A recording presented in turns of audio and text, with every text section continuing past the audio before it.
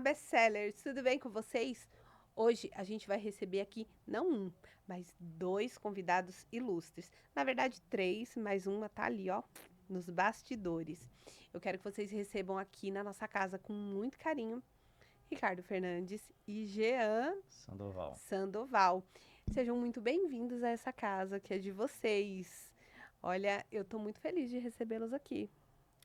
Eu também quero aqui agradecer esse tempo aqui, um podcast realmente um assunto tão relevante na nossa nação, que é a questão da literatura, do conhecimento. Uma satisfação muito grande poder estar aqui e espero que contribuir com certeza com grandes histórias que conectam pessoas e você que está nos assistindo aqui entender esses processos para servir de encurtar a tua história. Olha, encurtar a história. Eu ouvi assim durante muito tempo, né, que tempo é dinheiro, né? Quando a gente descobre, aprende que tempo não é dinheiro, tempo é vida, é libertador, né? Com certeza, Ana. Quero te agradecer pela oportunidade de estarmos aqui junto, partilhando um pouco de conhecimento, experiência. Agradecer também essa conexão que nós estamos aqui hoje por causa do pastor Maurício Leite, um amigo, irmão, profeta, que nos conectou. Então, muita gratidão a ele, gratidão a você por essa oportunidade. Gratidão a vocês por aceitar o meu convite. Falando no pastor Maurício Leite, vocês sabem que ele profetizou isso aqui na minha vida, né? Ele profetizou. Depois eu conto para vocês Amém. melhor essa história. E a primeira pergunta que eu sempre faço para os meus convidados é uma pergunta que muitas pessoas respondem sem pensar. Vamos ver no caso de vocês. Qual foi o livro que mudou a vida de vocês, que deu uma virada de chave? Eu acho que eu já sei. A Bíblia é Sagrada. Sempre, né? Muitas. A primeira vez que alguém me respondeu a Bíblia Sagrada, eu fiquei, verdade. Porque ali eu sou uma leitora assídua, eu li muitos livros durante a minha vida, eu sou ghostwriter profissional, sou revisora e eu trabalho com literatura, então eu li muitos livros na vida de todos os gêneros, mas e analisando a Bíblia como uma profissional da escrita também, da leitura, ela tem tudo ali, ela tem romance, ela tem aventura, ela tem contos, ela tem de tudo um pouquinho, né? E tem histórias de amor, assim, romanticíssimas, né, na Bíblia. Histórias de aventura que você fica torcendo ali pela pessoa, mesmo sabendo qual é o desfecho. E eu queria, né, já entrando nesse assunto, você fala de encurtar a história. Como? Como que a gente consegue encurtar a história da gente? Na realidade, eu acredito que histórias conectam pessoas. Por quê? Porque cada experiência vivida por cada ser humano é uma história. E nós somos instrumento de Deus nessa terra para compartilhar e abrir a boca. Muitas vezes as pessoas têm vergonha de contar a sua história, mas não sabem elas que essa história, a sua história, vai servir de exemplo e testemunho para pessoas que estão passando a mesma coisa, para encurtar esse processo. Porque quantos talentos aqui, Ana, estão sendo ceifados na nossa nação por falta de uma história, por você não acreditar que você merece receber aquilo. Se somos imagem e semelhança de Jesus Cristo que nos criou, ele quer o melhor pra gente. Mas muitas pessoas hoje não acham que não tem merecimento por uma ferida do passado, por não entender o que sofreu. E essa ferida é justamente nada mais nada menos que o propósito dela. Porque o inimigo é especialista em inverter a nossa mentalidade. Então eu quero dizer aqui a vocês aqui que estão nos assistindo, que o teu propósito é sempre ao contrário do que você viveu. Se você foi muito humilhado na paternidade, ou pela mãe, ou por algum amigo, é sempre o contrário, porque ele sente o talento que você tem. E ele sabe que você, abrindo a boca, você vai impactar pessoas. Então é sempre assim. Eu digo sempre. Cada história é sempre o contrário do propósito. Eu queria que você compartilhasse, Jean, também um pouco, falasse um pouco disso. Complementando o que o Ricardo está falando, eu ouvi, né, uma vez do Tiago Brunet, algo onde ele complementa essa fala do Ricardo, que a nossa maior vergonha é o nosso maior testemunho. Então, aquela área onde você foi mais envergonhado, mais atacado, passou pelo maior processo, é aonde Deus vai mais te usar.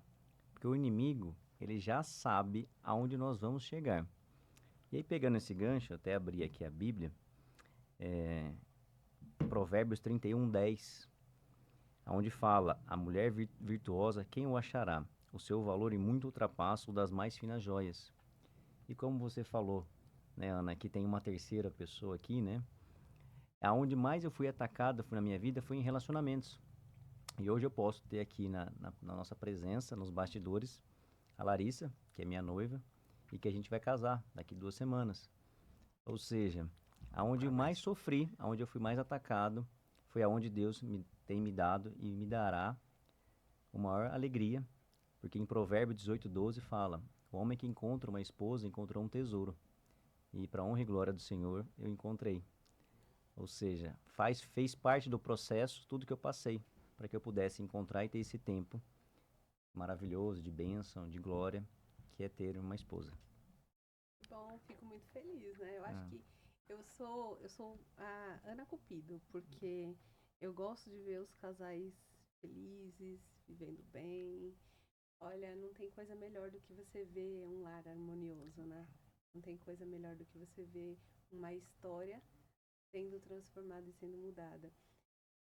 Às vezes a gente, que nem você passou por muitos problemas em relacionamentos, eu também tive bastante problemas em relacionamentos, e a gente vai acumulando aquilo e achando que isso não é pra gente. Eu cheguei a dizer, eu não nasci pra ser feliz. Isso não é verdade, não é o que Deus quer pra gente, Ele não coloca a gente aqui pra ser infeliz. E eu queria saber de vocês, como que vocês adentraram a presença de Deus? Quanto tempo vocês estão nessa missão? E como que foram os sinais? Fala um pouquinho. Na realidade, eu sou o primeiro evangélico da minha descendência, né? Foi muito difícil no início, porque eu não tinha um Deus. Eu sempre dizia que era crente, católico, na época eu era católico, durante minha vida toda, mas não era praticante. Meus pais nunca foram à igreja e nunca me incentivaram para a gente ir. E para mim foi difícil no início, por quê? Porque eu conquistava tudo sempre, mas tinha um vazio interno que não passava. Eu me converti há 14 anos já, mas muito jovem, fui de uma família muito próspera financeiramente, a prosperidade, eu quero dizer aqui, que é financeira, não completa o vazio da gente. A prosperidade real é aquela que é a paz que excede todo entendimento, que eu não tinha, na verdade, e faltava Cristo na minha vida. Então, eu buscando aquele vazio para preencher, eu conheci a igreja, eu conheci realmente a Bíblia, a história de Jesus, a história dos profetas. E quando a gente começa a ler e liberta a mentalidade, porque é uma libertação, na verdade, a gente entende que tá tudo ali. A história da gente está ali na palavra. A história da gente, se a gente entender a história dos profetas, do início, a própria história de Jesus Cristo no ministério dele na terra, a gente não erra. O problema é que a gente não segue. Por quê? Porque as dificuldades, os processos, a gente vai realmente blindando a nossa fé. O inimigo vai blindando a nossa mentalidade. Então, o que é preciso? A dependência. O que é preciso? Uma vida de oração, uma vida realmente de renúncia. A gente tem que renunciar muito. A gente tem que dar a primícia a quem merece, que é Jesus Cristo.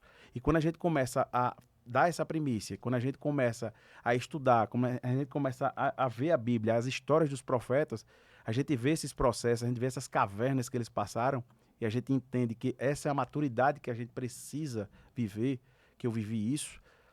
Eu entendi o processo de Deus na minha história. Então, eu me converti em 2014, faz 11 anos, foi em 2014, perdão aqui.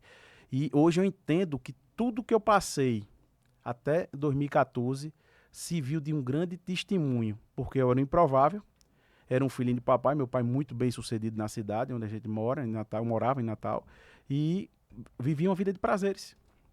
Uma vida realmente que não fazia sentido. E sempre com vazio. E graças a Deus, Deus me deu uma família muito estruturada, uma esposa, 3 filhos maravilhosos.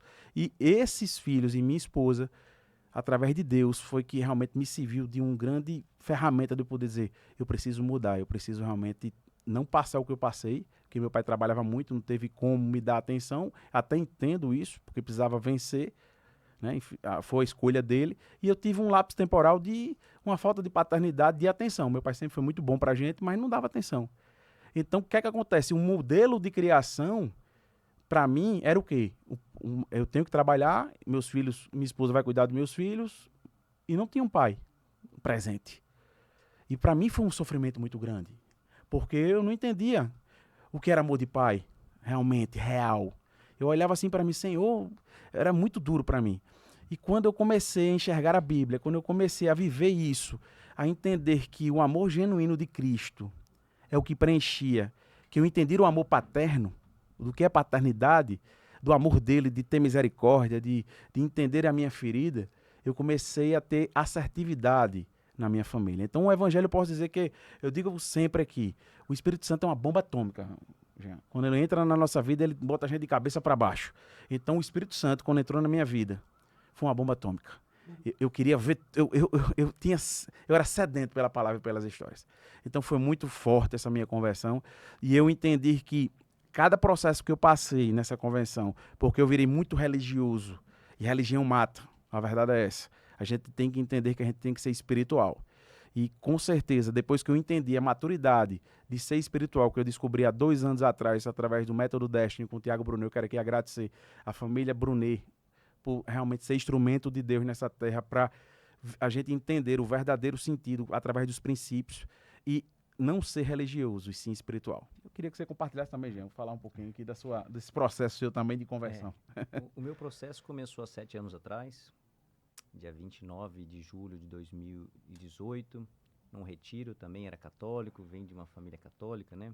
No Brasil, a gente tem, pela estatística do IBGE, 80% se declara cristão, e a maioria é católico.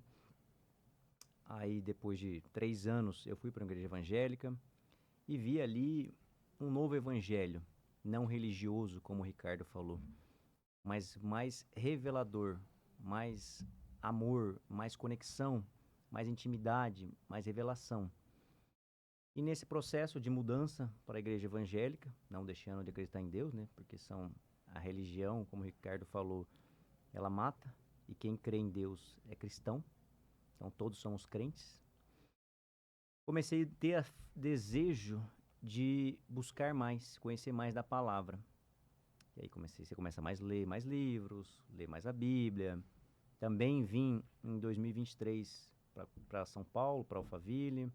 Fui também fazer o Método Destiny, que também me aprofundou mais no conhecimento, nos princípios milenares. Depois de 6 meses vim servir, e o servir também começou a abrir mais a mente, mais o conhecimento. O servir abriu portas, né? E nesse processo, Deus começou a queimar meu coração para vir para São Paulo, que é um lugar que eu falei que nunca moraria. E, Eu também. e eu falei, só pode ser Deus, porque eu não queria vir para São Paulo de nenhum. Olha, eu vou dizer, eu corto meu pescoço, mas eu não digo uma pessoa que também não ia vir para São Paulo e tá aqui. Nosso técnico, sabe? E aí eu fiquei 2 anos nesse processo. Vinha para São Paulo servir e voltava para Cuiabá. E eu voltava para Cuiabá, falava que não é mais meu lugar aqui, as mesas não são mais essas, os amigos não são mais esses. Aí até que me preparei, em novembro de 2024 eu mudei. Mas para chegar a todo esse processo, Deus precisou me quebrar emocionalmente, me quebrar espiritualmente e me quebrar financeiramente. Porque senão eu não teria buscado a Deus como eu comecei a buscar lá em 2018. E aí, como eu sou um cara muito analítico, eu fui começar a entender como que Deus chama as pessoas. 90% vão buscar Deus pela dor. 10% apenas vão pelo amor. Verdade. Então, no meu caso, ele precisou me quebrar em todas as áreas, porque senão eu não estaria aqui hoje. Eu não estaria nesse podcast, eu não estaria morando em São Paulo, provavelmente eu não teria encontrado a Larissa, não estaria noivo, não estaria casando. Então, lá atrás, eu precisei passar por um processo de esmagamento muito cruel, e a gente também passa depois, ao longo da vida, desses outros processos, né, que são esmagados, porque o melhor de nós só vem quando a gente é esmagado. A azeitona, o azeite só vira azeite depois que a azeitona é esmagada. O vinho só vira vinho depois que a uva é pisada. E nós só nos damos o melhor de nós e vivemos a boa, agradável, perfeita vontade de Deus quando somos esmagados. Porque naturalmente a gente não faria isso. A gente não daria o melhor de nós. Nós não quebraríamos nosso coração. Nós não serviríamos as pessoas e nós não amaríamos as pessoas. É uma realidade dura, mas a gente tem que falar isso. Só quando a gente é muito esmagado que a gente dá o melhor. A gente busca o melhor. E é um processo contínuo, que a gente vai ter isso até o último dia da vida. Sim, verdade. Ouvir vocês assim é muito bom. A gente vai divagando, assim, vai pensando em como que está sendo o nosso processo, sabe? E eu acho que para todo mundo que está em casa refletir e pensar em como que está o seu processo, né? Como que você está vivendo a sua vida, como que a entrega que você está fazendo, se você está amando as outras pessoas, se você está se importando com a dor do outro, porque é uma frase que o povo fala muito nas redes sociais: se você não se importa com a dor do outro, vê a dor do outro e não sente nada, tem alguma coisa de errado com você. Né? E como que vocês decidiram que ia ser esse o propósito de vocês? Presídio e transformar a história? Porque a dor de vocês, eu vejo que a dor de vocês, vocês utilizam para curar a dor do outro. Isso foi uma decisão ou foi algo que foi acontecendo? Na realidade, a minha mudança de geografia aconteceu com o pastor Maurício. Eu conheci Maurício vindo aqui para São Paulo, na mentoria de Tiago Brunet. E ele profetizou na minha vida e alguma coisa ardia no meu coração para mudar de geografia.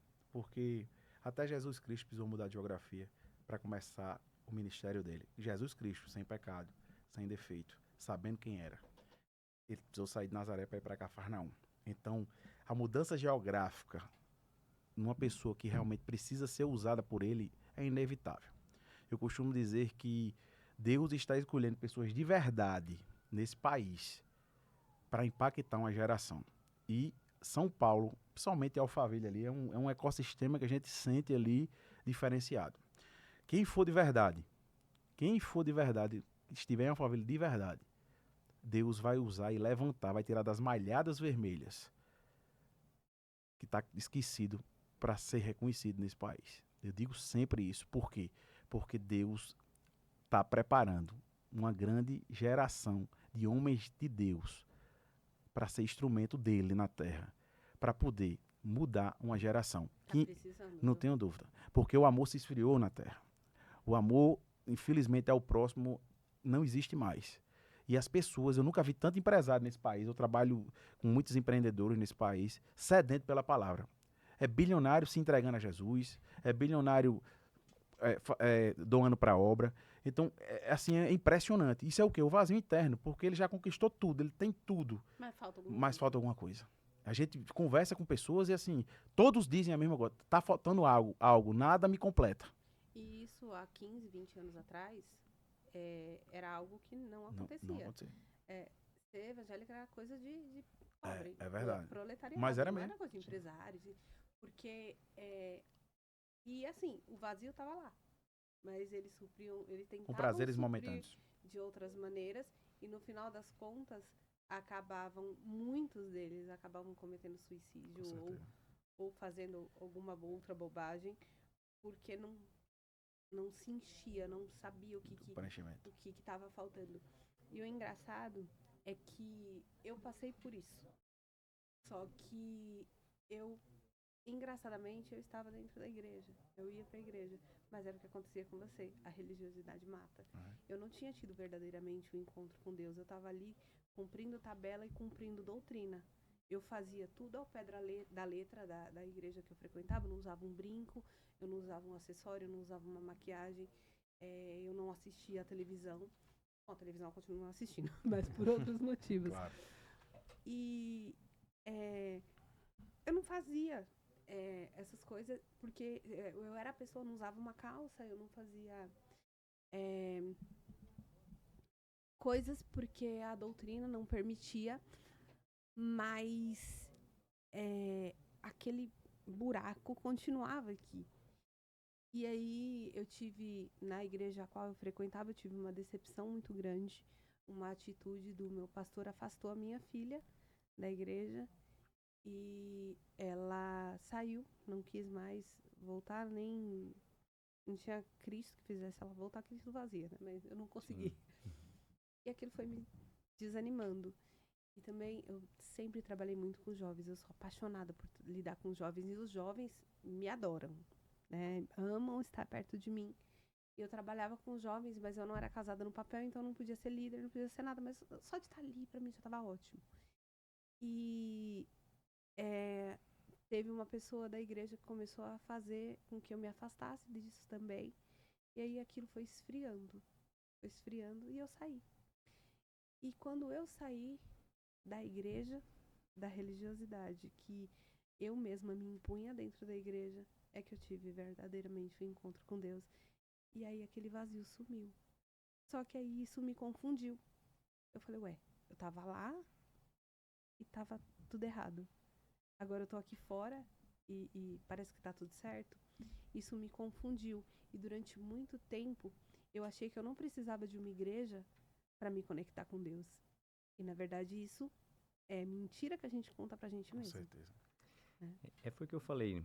80% da população brasileira se diz cristão, segundo o IBGE. Mas, na prática, se realmente fosse, nós não teríamos as atrocidades, as injustiças, a pobreza, toda a falta de educação que vive e temos hoje no Brasil. Isso é um fato, porque contra números não há argumento. Porque se todos esses 80% cumprissem os princípios que estão na Bíblia, nas Escrituras, como exemplo e referência para nós teríamos um país melhor. Né? Não tem como se discutir com isso. Então, pegando esse gancho que muitos vivem a religiosidade, quando há religiosidade, não há revelação. Entende? Então, quando nós temos revelação, nós entendemos que o Deus é um Deus de amor, de bondade, de compreensão, de generosidade, um Deus de justiça, paz e alegria, que você vai colher o que você plantar, que Ele quer que a gente seja curado, sarado e liberto, mas Ele não vai se afastar e não vai ser um Deus que não vai nos corrigir. Ele vai nos repreender e nos corrigir. Porque a palavra de Deus também diz que o profeta falou para Davi que Deus perdoava ele pela atitude dele quanto a Batseba, pelo adultério e pela morte de Urias.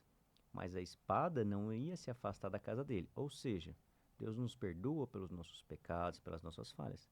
Mas todo pecado e toda falha Tem Tem consequência. consequência. É a lei do retorno. Lei- Né? Semeadura. A lei da semeadura, Não né? tem como não Porque ser. você não tem como, se você planta vento, você vai colher tempestade e não tem, Não tem. né, conversa. Eu gosto de usar para isso uma analogia que você fala pro seu filho, não coloca o dedo na tomada. Aí, não coloca o dedo na tomada.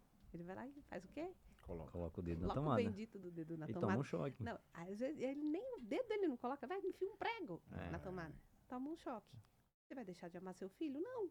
Deus não deixa de nos amar. De jeito Você nenhum. vai lá, você vai cuidar, vai acalmar. Poxa, filho, eu te avisei. Por que você enfiou o dedo na tomada? Mas ele não deixou de viver as consequências Sim, daquilo sim. que ele fez. Né? Ele vai viver.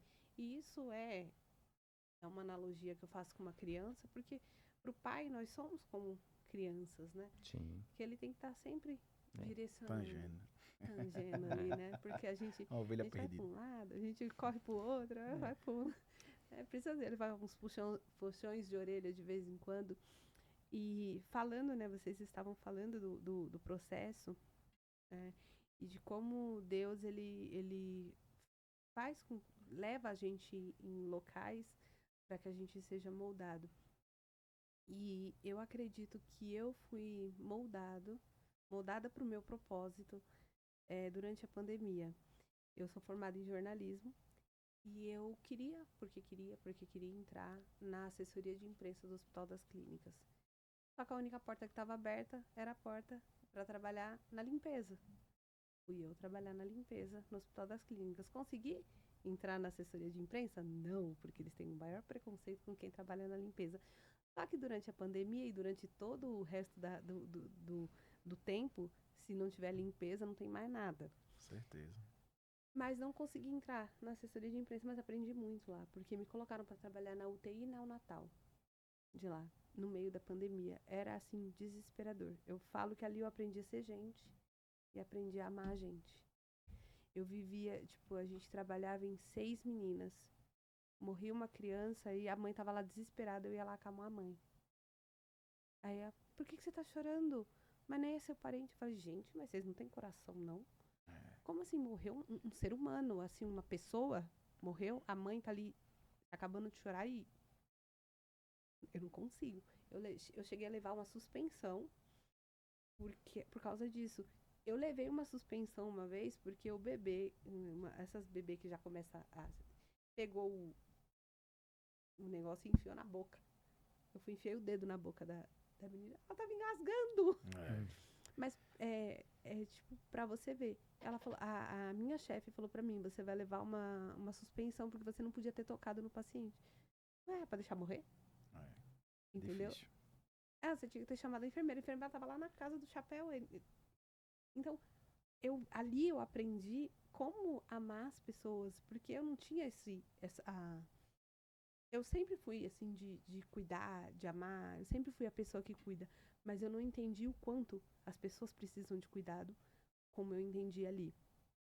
E eu vejo que vocês tiveram também esse momento de entendimento. Quando que foi esse momento de entendimento para vocês? Na verdade, eu sempre fui um jovem, desde que nasci, que gostei de servir ao próximo. Eu acredito que esse foi a única coisa. O princípio que eu comprei era servir. E Deus sempre me resgatou de grandes cavernas e buracos na minha história por isso. Hoje eu entendo. Porque eu sempre parei o que eu estava fazendo para ajudar o próximo. Eu nasci com esse coração e eu agradeço a Deus por ter me dado esse coração. Foi o que me salvou. Começou desde de cedo, na realidade, eu sempre tive esse propósito na minha vida de ajudar o próximo. Através de minha mãe é uma pessoa muito caridosa, e aprendi isso com ela, e o coração, já nasci com o coração da minha mãe, praticamente. Então, eu posso dizer o seguinte, comecei cedo com isso, e o servir, eu quero dizer aqui a vocês, que o servir, ele coloca em mesas que vocês jamais sonharam em estar. Sim. Você não tem, o poder do servir é uma coisa assim surreal, porque Deus não fica devendo nada para ninguém. Quando a gente serve de coração, ele paga com juros e correção monetária. É impressionante o que ele faz. Hoje a gente tem mesas, Jean, que a gente sente mesas hoje, que eu não tenho nada dor que eu tenho, a sabedoria que eu tenho, nada que eu passei justifica uma mesa que eu sento hoje. Só Deus poder fazer isso. Só Deus e mais ninguém. Porque um jovem saído do Nordeste, de Natal, vindo aqui para São Paulo praticamente sem conhecer ninguém, e a gente está sentado onde a gente está hoje, só a misericórdia de Deus. Já. Não tem explicação. E isso eu quero aqui deixar registrado, que a honra e glória é para ti, Senhor. Amém. Porque sem você, sem teu amor, eu não estaria aqui. A tua misericórdia dura para sempre, para quem é fiel contigo e entende o teu amor. Porque muitas vezes estamos nas cavernas e reclamando e murmurando. Deus odeia a murmuração. A caverna que você está passando hoje, quero dizer aqui a vocês, é justamente onde Deus quer que vocês estejam, para vocês entenderem o que Ele quer de você. Quando você gera maturidade e contempla a tua caverna, você muda para outra, que a gente não sai da caverna. A gente só muda de caverna. Ela vai aumentando só. A história de Davi é um exemplo. Davi perseguido de morte. Qual é o problema maior? Você perseguido de morte ou gente que está mal de espírito e endividado? Que é um dos 400 dele. Era o dele. Só que ele parou a história dele, perseguido de morte, para cuidar de endividados e de mau de espírito. E Deus honrou ele com o quê? Foi instrumento de Deus para preparar o exército mais letal que Israel já teve. Davi nunca perdeu uma batalha, porque ele era segundo o coração de Deus, porque ele obedecia. Davi é um poucos personagens da Bíblia que não terceirizava pecado. Ele pequei contra o céu e contra a terra. Tira meu reino, tira minha coroa, mas que a tua presença não saia de mim. O pecado de Davi foi muito maior do que o de Saul, literalmente em vista. Só que tinha uma diferença de Davi para Saul. Saul estava preocupado com a coroa. Davi estava preocupado com o reino. Amém. Glória a Deus. E com o reino de Deus. De Deus. Amém. Saul estava preocupado com o reino dele. Reino de Deus. Né? E é engraçado, né? A gente, olhando por esse ponto de vista, queria que você complementasse também, olhando por esse ponto de vista, a gente vê homens de Deus na Bíblia que você fala assim, nossa, mas eles fizeram pior do que Saul, né? Mas é sobre o coração, né? Sobre o que está dentro do coração, né? Pegando esse gancho, como o Ricardo falou, Davi foi o único na Bíblia conhecido segundo o coração de Deus. E o pastor Maurício Leite, né, tem sido um instrumento de Deus na minha vida, como eu já falei, em muitos momentos. Ele tem me incentivado muito a levar e compartilhar uma palavra na célula que ele faz toda terça em Alphaville. E com a Gold mesmo, nós temos uma célula aqui em São Paulo, que é uma vez por mês que ele faz também. Isso tem me capacitado e eu tenho testemunhado também a minha história.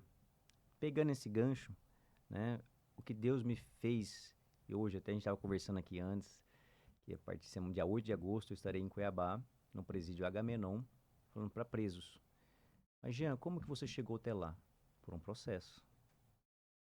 Eu tive problemas nos relacionamentos que me levaram até a academia de polícia, aonde eu entendi que ali era um processo como o de José, que foi preso, injustiçado, e eu falei, eu preciso tirar desse limão, fazer uma limonada.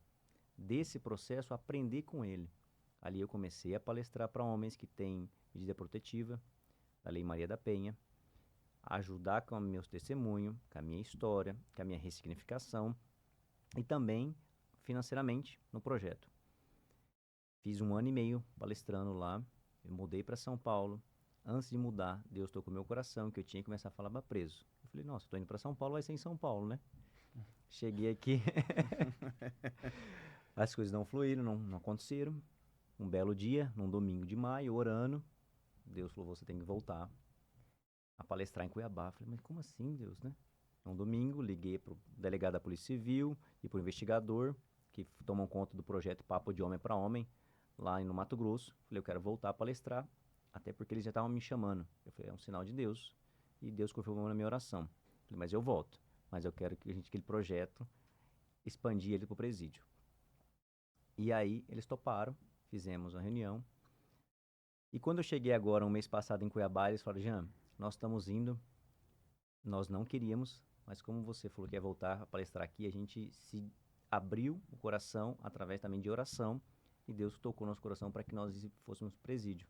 Ou seja, através do meu processo, eu passei, que Deus me ressignificou, eu tenho ajudado homens e vou ajudar mais ainda, porque presídio é um lugar que ninguém quer ir, porque as pessoas pensam, eles estão lá, estão presos, tem que ser punido, tem que pagar a pena. Não, tem que sim. Mas a diferença deles para nós é que eles estão encarcerados. E nós estamos aqui fora. Mas não quer dizer que nós somos melhores que eles. Porque os nossos pecados, as nossas falhas, são tão grandes como a da deles. E não existe pecadinho ou pecadão. Para Deus tudo é pecado. E da mesma forma que nós somos filhos de Deus, eles também são. Só que estão pagando uma pena que é a lei dos homens. E muitos aqui estão fora e não reconhecem as suas falhas, seus pecados, e não curvam seus joelhos a Deus para pedir perdão. E como o Ricardo falou, Davi, ele quando confrontado, e quando ele pecava, ele se arrependia. E o que falta para muitos de nós é isso. Diante dos nossos erros, nossas falhas, dobrar o nosso joelho e pedir perdão para Deus. Porque a gente não pode prometer para ninguém, e muito menos para Deus, que a gente nunca vai falhar até a nossa morte. Que a gente nunca vai pecar, porque a gente vai. E a gente faz isso todo dia. Faz no trânsito, faz em pensamento, faz em falas, né? Então, nós temos que se moldar, melhorar e buscar todo dia em Deus a misericórdia e a graça, porque é a misericórdia e a graça de Deus que nos sustenta de pé. Porque se não fosse a misericórdia e a graça, nós não estaríamos aqui nesse bate-papo. Já teríamos sido consumidos. Verdade. Olha, vocês são os segundos convidados que eu recebo aqui, seguido, consecutivo, que falam da palavra de Deus, do amor de Deus. E, assim, é uma coisa muito gratificante para mim. Eu sou apaixonada por falar de Deus, por honrar a Deus, assim. E eu gosto muito de aprender sobre Ele. Embora tenha estudado pouco ultimamente. Como que vocês aconselham as pessoas? Como que, se ela quer aprender mais de Deus, se eles querem saber mais de Deus, como que eles fazem? A Bíblia Sagrada é difícil o entendimento. A gente só consegue o entendimento com um relacionamento. Eu quero deixar até um conselho para quem nunca leu a Bíblia e quer começar. Comece lendo Provérbios, que é uma leitura mais simples e uma leitura de princípios. E vá pedindo ao Espírito Santo discernimento. Eu posso dizer que No início da minha leitura bíblica, realmente a gente não entende muita coisa no início, tá? Mas a gente começa a se relacionar com Deus e pedir o discernimento. E Provérbios é uma abertura muito grande porque você deixa de descumprir princípios. Se você lê Provérbios, realmente são 31 capítulos, é uma leitura leve, uma leitura bem, realmente, muito dinâmica. E você lendo Provérbios, você começa a porta de entrada para você entender as demais coisas. Tudo é o começo. Eu digo sempre, os pequenos começos se tornam grandes histórias. O poder de uma semente. Eu quero dizer aqui a vocês isso. Através de uma pequena semente se torna uma grande floresta. Então, não despreze o poder de uma semente, que é justamente essa expansão de consciência da leitura. As pessoas, por preguiça ou por não entender, elas leem um versículo e não entendem e fecham a Bíblia. Não desista. Por quê? Você precisa ter esse relacionamento com Deus. Eu vou dar um exemplo aqui. Você é mãe, eu sou pai também de 3 filhos. Por que a gente escuta a voz dos nossos filhos? Por um motivo, que a gente escuta todos os dias. A gente tem relacionamento com ele todos os dias. Com Deus é assim. A gente só vai escutar a voz de Deus se a gente criar um relacionamento, uma profundidade diária com ele. A gente não pode decidir nada sem Deus. E Deus fala através da palavra, que é o mais viável, sempre fala através da palavra da Bíblia. Fala também o Espírito Santo escutando no nosso ouvido, falando no nosso ouvido. Então, mas para isso, precisa de quê? Para a gente escutar a voz do Senhor. Relacionamento. Você vai expandir, vai entender a palavra de Deus se relacionando com Ele. Porque Ele vai dando o discernimento e a sabedoria. A sabedoria, a gente só se concede de uma forma. Deus dando. Inteligência é diferente de sabedoria. A sabedoria não.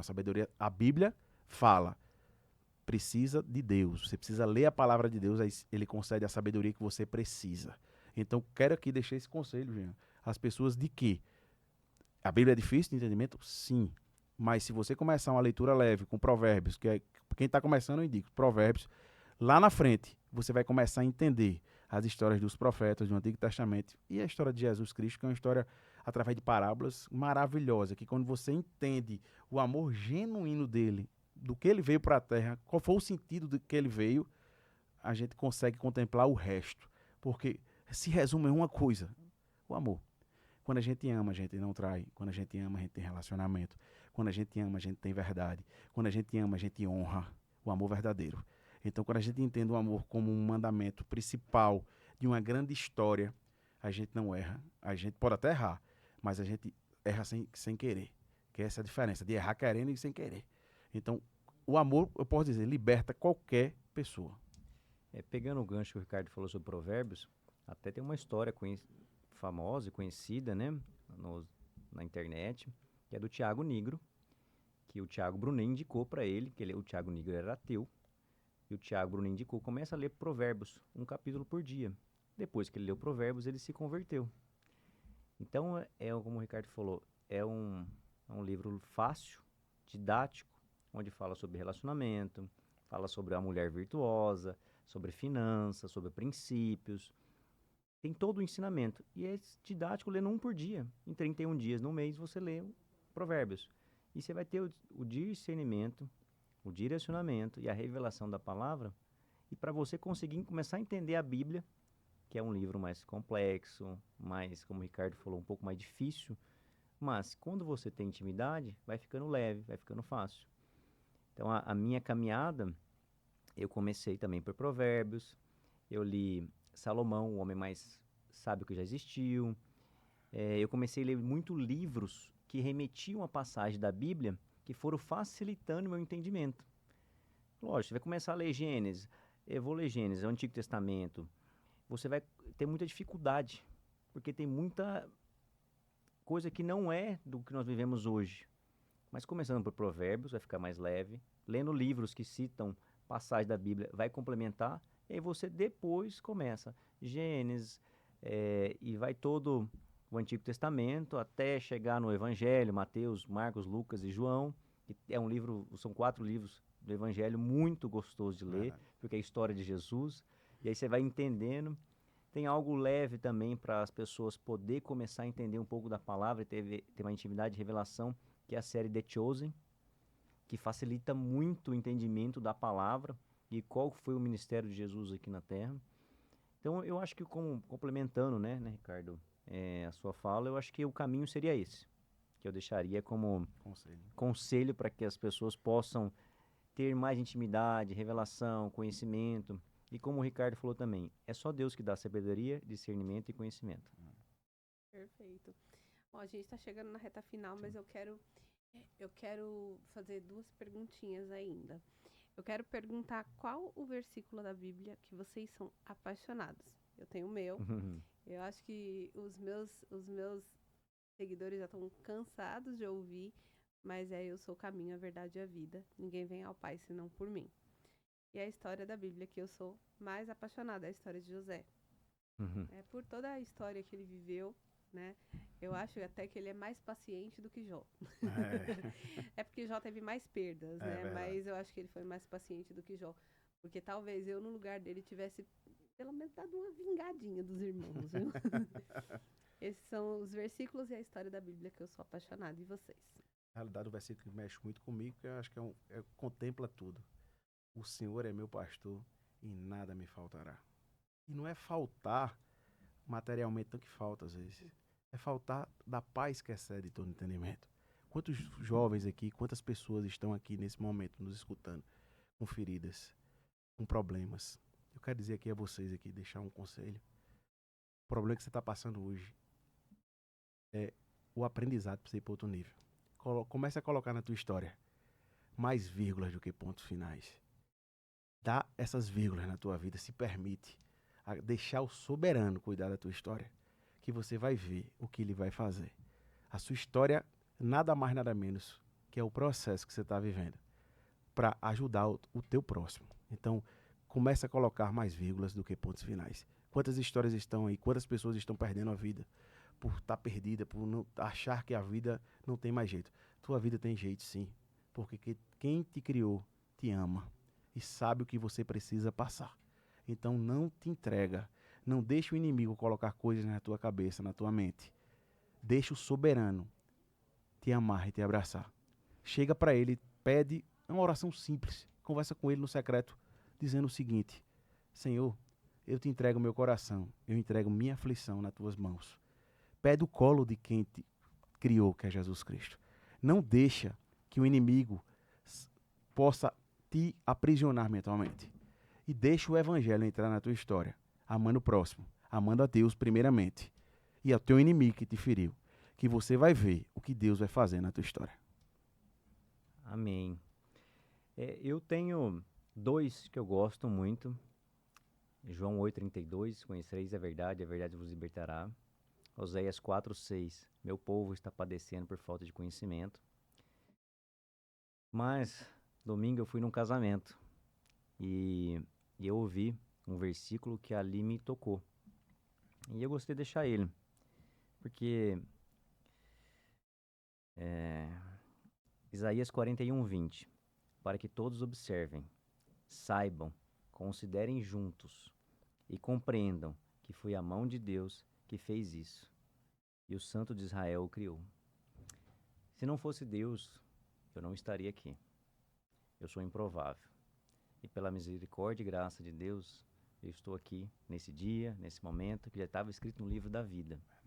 Eu não estaria aqui com a minha noiva, eu não estaria casando aqui 12 dias, eu não estaria compartilhando a palavra se não fosse Deus. Então, Amém. essa mensagem que eu gostaria de deixar para as pessoas. É Deus que faz todas as coisas. É o Deus do improvável, do impossível. Que é o Deus que faz milagres, que cura, liberta, salva, faz prodígios, maravilhas. Então essa é a mensagem. Amém. Agora, versículo polêmico. Sempre que vem alguém aqui, conhecedor da palavra, eu gosto de fazer a pergunta sobre esse versículo. Eu tenho minha opinião sobre ele. Tinha uma opinião totalmente diferente antes de ter esse encontro com Deus, mas hoje eu tenho a minha opinião sobre esse versículo. Mulher, sede submissa ao marido. É um versículo que ele fala o seguinte: o problema, na realidade, do evangelho, que não é um problema, é uma solução, que esse versículo fala em que o homem é o sacerdote da casa e a mulher é a coluna. Muitas mulheres hoje estão perdendo seu casamento por um motivo, que ela quer inverter os papéis. A submissão não é que o homem vai mandar na casa sozinho, porque a Bíblia diz também que quando a gente casa é um só corpo e um só espírito, praticamente, né? É uma união. Então, um versículo que a Bíblia não mente, a Bíblia ela não coloca conotações diferentes do que ele escreve. Esse versículo, na minha concepção, é uma opinião minha aqui, é para justamente não inverter os papéis. A mulher não pode inverter os papéis de uma casa. O homem é o sacerdote da casa. O homem é o provedor. O homem que dá destino aos filhos. O homem que provê e o homem que protege. A mulher dá o amor.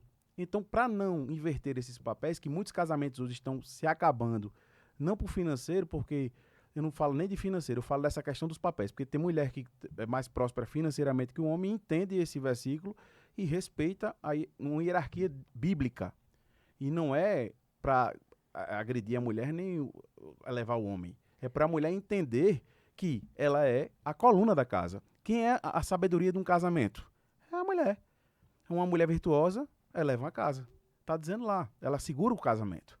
Então, quantas mulheres hoje querem inverter esses papéis de querer comandar tudo sem respeitar o seu marido que está lá, que precisa realmente ser o sacerdote? Porque isso é um propósito. Muitos casamentos estão acabando por isso, porque a mulher não deixa o homem ser o sacerdote. E vice-versa também, tá? Tem homens também que não deixam a mulher ser a coluna, entendeu? Então, Deus não é um Deus de entendimento, não de desentendimento. Então, esse versículo, justamente na minha concepção, é isso. Para os papéis não serem invertidos. E ter um casamento equilibrado, o homem é o sacerdote, a mulher é a coluna, a mulher ora muito, a mulher tem uma coisa que o homem não tem, que é o sexto sentido.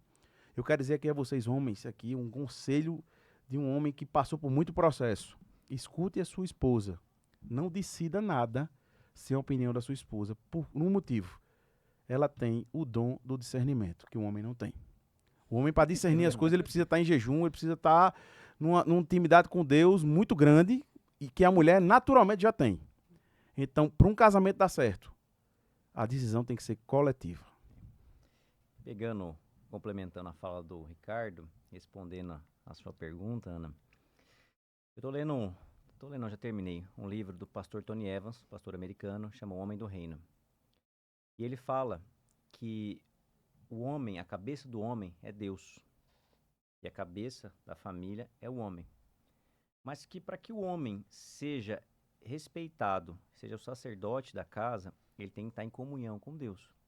E ele vou até fazer um gesto aqui, que ele fala o seguinte: o homem tem que estar ligado a Deus para que a sua família esteja ligada a ele. É desse jeito mesmo. Qual que é o significado disso? Então, se o homem não estiver ligado a Deus, ele não vai ter essa mulher submissa, que na verdade é uma auxiliadora. Verdade. Ele não vai ser o sacerdote, ele não vai ser respeitado, ele não vai ter a unidade, como o Ricardo falou. E aqui eu deixo também compartilho uma outra situação, que é sobre os legendários. Eu sou legendário, eu já fiz e já servi, e lá nós temos um grito, chama AU. AU, o significado de AU é amor, honra e unidade. Para que isso aconteça numa casa, o homem tem que amar a sua esposa como Cristo amou a igreja. Tem que honrar a sua família, porque em 1 Samuel 2,30, Deus fala assim: honro os que me honram, desprezo os que me desprezam. Se você não honrar a sua família, como que você vai querer que a mulher seja sua submissa ou auxiliadora, que é um termo mais comum que se usa? E como você tem que ter unidade com a sua esposa, como o Ricardo falou, que é o quê? Os dois têm que estar em unidade, caminhando junto. Não tem como um casal, um vai para a direita, outro para a esquerda. Não vai dar certo. Então, eu acho que essa palavra, porque o inimigo, ele gosta de divisão. Porque reino dividido não prospera. Família dividida não prospera. Então, pega-se uma palavra, tira desse contexto, usa ela como um adjetivo ruim. Ah, submissão, está abaixo. Não, a mulher não está abaixo. Ela está ao lado do marido, do esposo. E eles juntos estão conectados com Deus. Mas para que tudo isso aconteça, o homem, que é o cabeça, tem que estar conectado a Deus. Só que uma cabeça não funciona sem um corpo, né? Com certeza. E o corpo não funciona sem a cabeça, é um Sim. complemento. É um complemento sempre. Bom, vocês resumiram, eu ia dizer, né, qual é a minha opinião sobre ele, mas vocês já resumiram, e é aquilo que você disse, tiram o versículo de contexto. Submetei-vos um ao outro, homem, mulher, sede submissa ao marido, homem, amai a sua esposa como Cristo amou a igreja. Sim. Não tem mais o que falar. Se você tem um marido que te ama como Cristo amou a igreja, é fácil ser submissa a ele. É simples assim. O meu me ama como Cristo amou a igreja. Amém. Glória a Deus. Então, é fácil eu ser submissa a ele, apesar de que às vezes eu quero inverter os papéis, mas ele não deixa. Mas eu fiquei durante 14 anos em um relacionamento onde eu era o homem da casa. Então, quando você encontra um marido, tá num relacionamento aonde você tem que dar espaço para outra pessoa ser o homem da casa quando você foi durante 14 anos, é um pouquinho difícil, mas aí ele dá uns petelecos na minha orelha. Ele fala, calma. Quem é dominante é difícil. Você é dominante, eu tenho certeza disso. E Bastante. não é fácil. não é fácil. O homem dominante é normal, mas mulher dominante tem esse... Isso é um dom que Deus dá, que a gente já nasce assim. E a gente tem realmente que se policiar, porque é do jeito da gente, muitas vezes, e a gente tem que deixar um analítico. Eu costumo dizer que é um complemento. Aqui, pronto, eu sou dominante e ele é analítico. É um complemento da nossa parceria. Se eu fosse analítico, a gente não daria certo. Eu tenho certeza disso. E o engraçado é que no caso do meu marido, ele não é dominante. É nítido. Eu não sei o que ele é, mas ele não é dominante. Deve ser analítico. Ele não é dominante. Então, imagina, eu querendo mandar em tudo e ele querendo não deixar eu mandar em tudo, porque senão inverte as coisas, vira uma bagunça. Mas, no final das contas, a gente tem um relacionamento saudável como nem ele e nem eu nunca tivemos. Coisa boa. Amém. Que bom. Isso é muito bom. É muito bom. Bom demais. Bom demais. Quando a gente consegue entender o nosso propósito, o nosso chamado, a nossa função dentro do relacionamento, dentro da sociedade, se conectar a Deus, né? Você consegue ter a plenitude, que é a paz que excede todo entendimento. Hoje, eu e a Larissa, a gente está num relacionamento que acelerou muito rápido. Apresentar a Larissa, não? Ela não quer. Nós vamos vir aqui ainda para contar esse testemunho, né, do nosso casamento, que entre a nossa decisão e a dia 12, que a gente vai casar, 12 de agosto, vai dar 2 meses. Aí você fala, nossa, é muito rápido. Mas para Deus, as coisas de Deus são assim, muito rápidas. Aceleradíssimo. Gente, veio um pensamento na minha cabeça, pensamentos intrusivos, gente. Antigamente, eu acho que até hoje acontece isso. Quando vai casar rápido assim, o povo já pensa o quê? Tá grávida. Não é? Gente, na minha época de novinha, de jovem, gente, uma das amigas casava assim, tipo, marcava o casamento pra dali a 2 meses, assim, tá grávida. Aí não vinha, né, a barriga. E aí o povo ficava, ué, o que será que aconteceu? Não sei o quê. Mas, isso falando, né, as pessoas, elas nem sabem, né, do que a gente tá vivendo, como que é. E já querem colocar... Acusar. Né? É porque as coisas, Deus, ele veio para os improváveis. Porque ele chama os improváveis para confundir os prováveis. É verdade. Ele chama os loucos para confundir os sábios. Ele veio para os doentes, para os leprosos, para os cegos, mudos, paralíticos. Porque se ele vier para os santos, para os que estão curados, qual o sentido do milagre, da história dele? Não teria propósito. A gente vai no hospital porque precisa de médico, né? Isso, então a igreja é onde estão as pessoas doentes, que estão buscando ser melhores. E quando acontece algo assim muito rápido, nossa, mas vem esse pensamento, tá casando porque tá grávida. Não, tá casando porque Deus direcionou. Porque quando você está orando, e Deus fala, vem a mim que eu lhe atenderei, lhe responderei. Coisas ocultas, né? As pessoas não têm essa revelação, que é onde entra a religiosidade.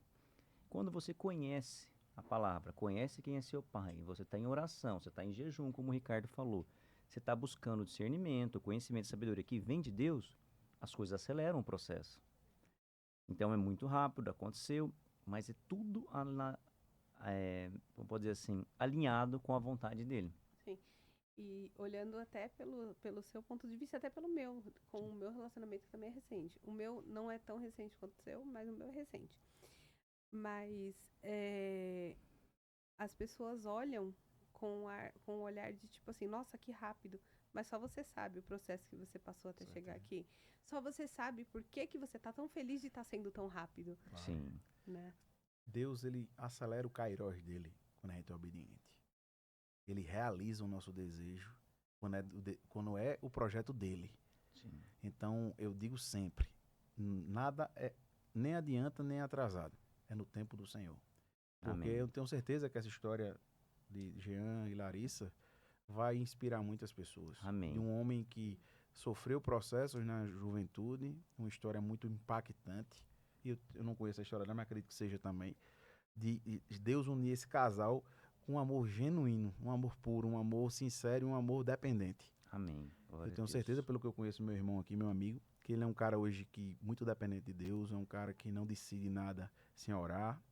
Eu louvo a Deus pela vida deles. Amém. Eu quero aqui deixar aqui registrado isso aqui, tá, Jean? Amém. Vocês sejam muito felizes, que essa história de Obrigado. amor de vocês, um amor genuíno, um amor puro, possa inspirar pessoas que estão aí buscando um amor. E nunca é tarde para amar, nunca é tarde. Eu acho que sempre a gente tem um companheiro e a gente, quando entende que às vezes a gente não se abre para esse relacionamento, a gente não recebe. Quando a gente se abre, quando a gente entende o projeto de Deus nas nossas vidas, Deus manda a pessoa certa. Ele só manda na hora certa. E eu tenho certeza que ele mandou na hora certa, o tempo é certo e vocês serão muito felizes. Eu tenho certeza disso. Amém, amém. Eu fico muito agradecido, Ricardo, pelas suas palavras. Ricardo é um irmão que Deus me deu também, nessa minha mudança para Alphaville, que a gente tem dividido bagagens, né? Verdade. Pela mudança, porque toda mudança gera o desconforto, gera muitas vezes a insegurança de como vai ser.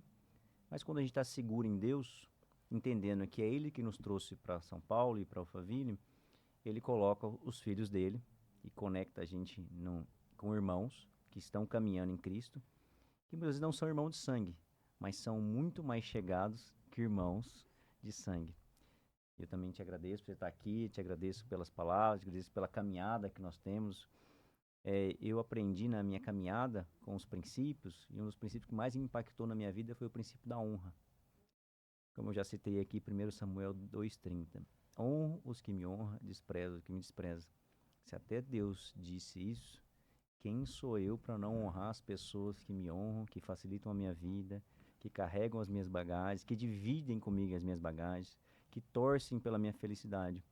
E eu sei que as palavras do Ricardo são sinceras, verdadeiras, e eu honro a sua vida também, meu irmão. Obrigado. Amém. Acho que é em 1 Timóteo que fala, né? Ajudai nas cargas uns dos outros.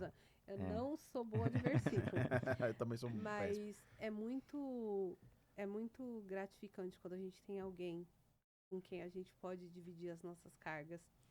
E hoje o meu esposo é alguém que eu consigo dividir as minhas cargas, mas eu também tenho a Patrícia, que ela é esposa dele. Opa! E ela é muito minha amiga e ela é bem mais nova do que eu, ela tem idade para ser minha filha. Todo mundo pergunta se ela é minha filha, mas eu não vejo ela como uma filha. Eu vejo ela como uma irmã, porque é alguém que divide as minhas cargas comigo. Isso é importante. Entendeu? E assim, é muito, muito bom. Às vezes a gente briga, bate boca. Isso é normal. Né? Mas quando a gente ama, a gente tem atrito também, né? Não tenha dúvida. E no final das contas a gente já fica tudo bem, tudo. Aí ela fala, não quero falar com você. E assim, eu quero deixar aqui o meu agradecimento a ela. Amém. Por ser essa pessoa assim, tão maravilhosa, que faz tão bem pra mim, faz tanto por mim, mesmo sem ter obrigação de fazer. Né? Amém. E a gente chegou na reta final do nosso Virada Literária. Eu quero, assim, expressar a minha gratidão por vocês terem vindo. Foi, assim, uma sensação inenarrável conversar, estar com vocês. Eu estava totalmente despreparada para entrevistar vocês. Eu não faço script, mas geralmente eu tenho algo, né? Alguma informação, mas parece que veio do cima, assim. Foi incrível, adorei e quero que vocês voltem sempre. Essa porta aqui tá aberta para vocês. E agradeço imensamente pela visita de vocês. Vocês querem deixar mais algum adendo para a galera de casa? Falar mais alguma coisa? Sintam-se à vontade de deixar redes sociais, se vocês quiserem. Eu só queria, primeiramente, agradecer você, Ana, pela oportunidade, pelo tempo. Até peço desculpas, né? Mas a gente entende que tudo Deus tem um propósito. E você pediu para mim, né, que eu te mandasse. E na correria de hoje eu acabei não te mandando. Mas eu sei que Deus tinha um propósito, que fosse algo sem planejamento, que fosse algo da vontade dele, que fluísse como ele quisesse, né? Então, muito obrigado pela oportunidade. Agradecer ao pastor Maurício Leite mais uma vez, meu irmão, pastor, profeta, amigo, incentivador. Também que é um cara que divide bagagem comigo, me apoia, me incentiva muito. Ele que me incentivou muito para que eu viesse aqui nesse podcast. Não, nós precisamos divulgar tudo que você carrega, todas as experiências, que você vai impactar muitos homens.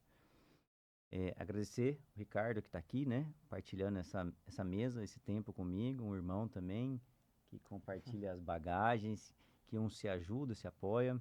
Agradecer a Larissa, minha noiva que está aqui, veio acompanhar. Que também espero voltar aqui com ela depois de a gente oficializar essa união, né? No civil, que a gente vai casar no civil primeiro. Para que a gente possa testemunhar também o que Deus fez e como fez na nossa vida, para que a gente possa ajudar outros casais que estão no processo, alguns solteiros, outros namorando, outros noivos, para entender os sinais que Deus dá nessa caminhada. E outros achando que nunca vão encontrar a pessoa certa, né? Eu já vou fazer 42 anos agora, dia 10 de agosto, e eu comecei a me perguntar, falei, nossa, pô, eu tô ficando velho, será que eu vou encontrar? Será que vai acontecer? Não, vai. Porque Abraão foi pai com 99 anos. E a gente acha que não vai chegar o nosso tempo, mas vai. Deus nos fez imagem e semelhança. Deus nos fez para que nós tenhamos uma esposa, porque não é bom que o homem esteja só. Deus disse que nós iríamos multiplicar, ou seja, então Ele vai nos dar filho. Mas lógico, nós temos que cumprir princípios, temos que ser obediente à palavra, temos que renunciar à nossa vontade da carne. É fácil? É desafiador. Porque muita gente fala assim, é fácil, não, é desafiador, é o processo que a gente tem que passar. Mas se a gente conseguir alinhar isso, a gente vai encontrar a esposa, que é um tesouro que Deus falou que nós teríamos. Então, mais uma vez, muito, muito, muito obrigado. Foi muito gostoso. É minha primeira vez no podcast, o Ricardo já é já é um expert, a minha primeira vez. Rapaz, Então, passo a palavra para você, meu irmão. Quero agradecer também, Ana, esse tempo. Jean também, Larissa que está aqui. Esse tempo de mesa que tivemos, eu queria falar um pouco sobre esse tempo de mesa. Foi numa mesa que Jesus Cristo mostrou a humildade em pessoa. Ele é soberano, ele é dono do mundo, lavou os pés dos discípulos, mostrando que o amor vence o ódio. Ele lavou um pé de um traidor. Ele lavou o pé de um troglodita, que era Pedro, para mostrar que a mesa é sagrada. Amém. Então, que essa mesa, que esse canal aqui, que esse podcast possa, a graça do Senhor continue estando aqui, que eu senti a graça dele.